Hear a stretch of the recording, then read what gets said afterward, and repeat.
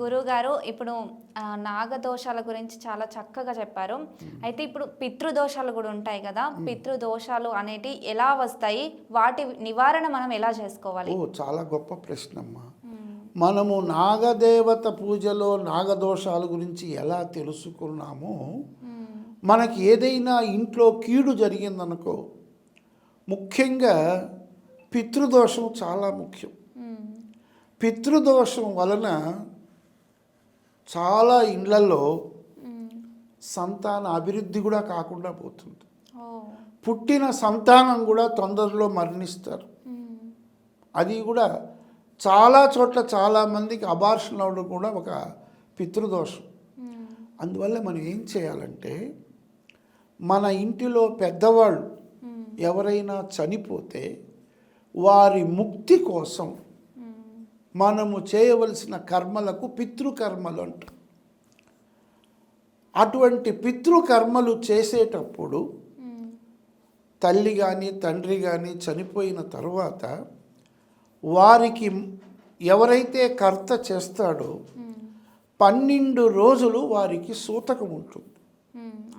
ఈ సూతకపు రోజుల్లో మొదటి 10 రోజుల వరకు, చనిపోయిన రోజు నుంచి ఆ ఆత్మ ఈ 12 రోజులు 5 చోట్ల ఉంటుందట. 1 చనిపోయిన ప్రదేశంలో, 2 శ్మశానములు, 3 చేసే కర్త పైన, 4వది శ్మశాన భూమి, 5వది కాకిలో. ఈ విధంగా ఉన్నటువంటి ఆ యొక్క పితృ ప్రేత 12వ రోజు తర్వాత ప్రయాణమై 1 ఇయర్ వరకు తను ప్రయాణిస్తుంది. ఈ 1 సంవత్సరం అయిన తర్వాత ఆ ఆత్మ చేసుకున్న పాపపుణ్యాలను బట్టి తనకు ఆ యొక్క వైకుంఠ ద్వారము లేదా నరక ప్రాప్తాన్ని తర్వాత సంగతి.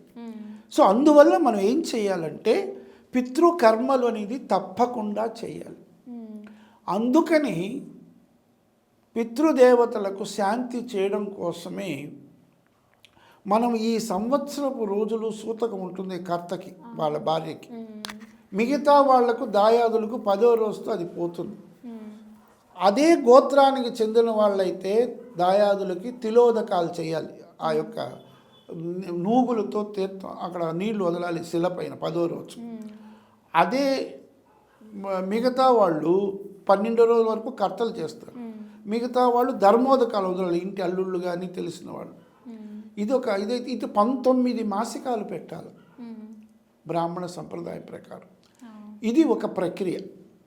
ఇది కాకుండా మనం సంవత్సరం ఇంట్లో శ్రాద్ధం చేసేటప్పుడు శ్రద్ధగా చేసేదే శ్రాద్ధం.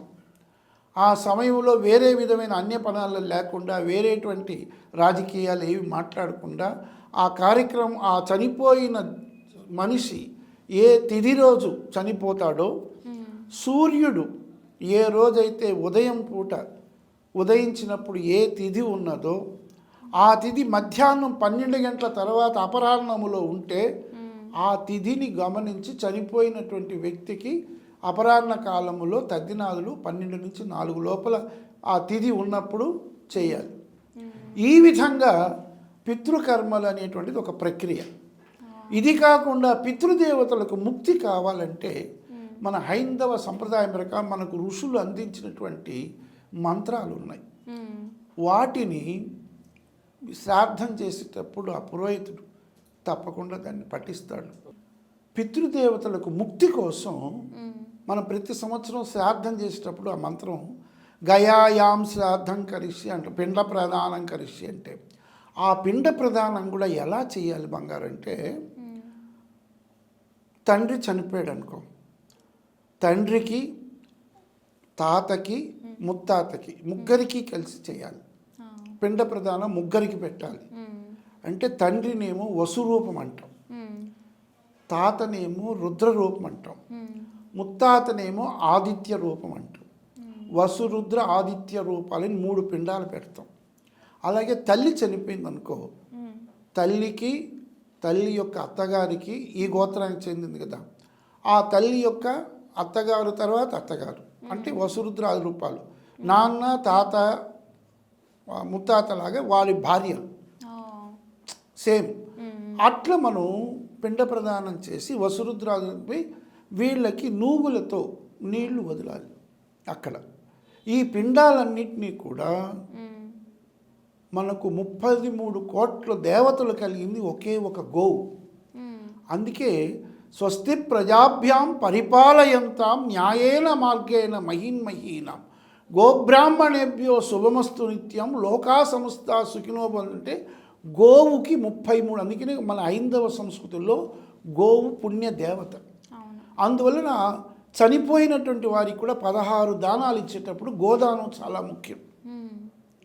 ఈ విధంగా పితృదేవతల ముక్తి కోసం మ్మ్. కాశీ క్షేత్రములో ఆ గంగా తీరములో ఉన్న కాశీ పవిత్రమైన భూమిలో గోవు యొక్క తోక పైన భార్య నీళ్లు పోస్తే నీరు దార అంటే వదలడం, బ్రాహ్మడికి దానం చేస్తే పితృదేవతలకు ముక్తి. ఓ. అలాగే కాశీ క్షేత్రములో మ్మ్. మనం ఈశ్వరుని దర్శనం చేసినప్పుడు ఆత్మజ్ఞానాన్నే కావాలి, మిగతా కోరికలు గురించి. ఎందుకంటే కాశీ అంటేనే శ్మశాన భూమి. మ్మ్. అందువల్ల పితృదేవతలకు ముక్తి కావాలంటే అక్కడ గోదానం చేయమని శాస్త్రం.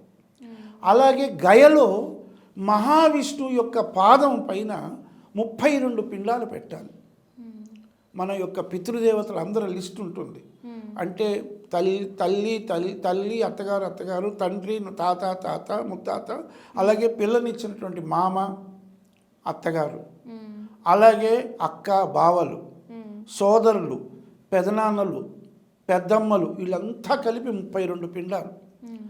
అట్లా 3గా చేయాలి. ఒకటి గయలో చేయడం, మ్మ్. అలాగే గయ దగ్గర ఉన్నటువంటి ఒక చెట్టు, మర్రి చెట్టు కింద మన కోరికలను పితృదేవతల కోసం వదిలేయాలి. ఏదైనా ఒక పదార్థం, పనసపండు పనసకాయ వదిలేసినట్టు. అలాగే అక్కడ ప్రణవ నది అని ఉంటుంది, అక్కడ ఈ 3 చోట్ల అక్కడ గయలో చేయిస్తారు. అదొకటి.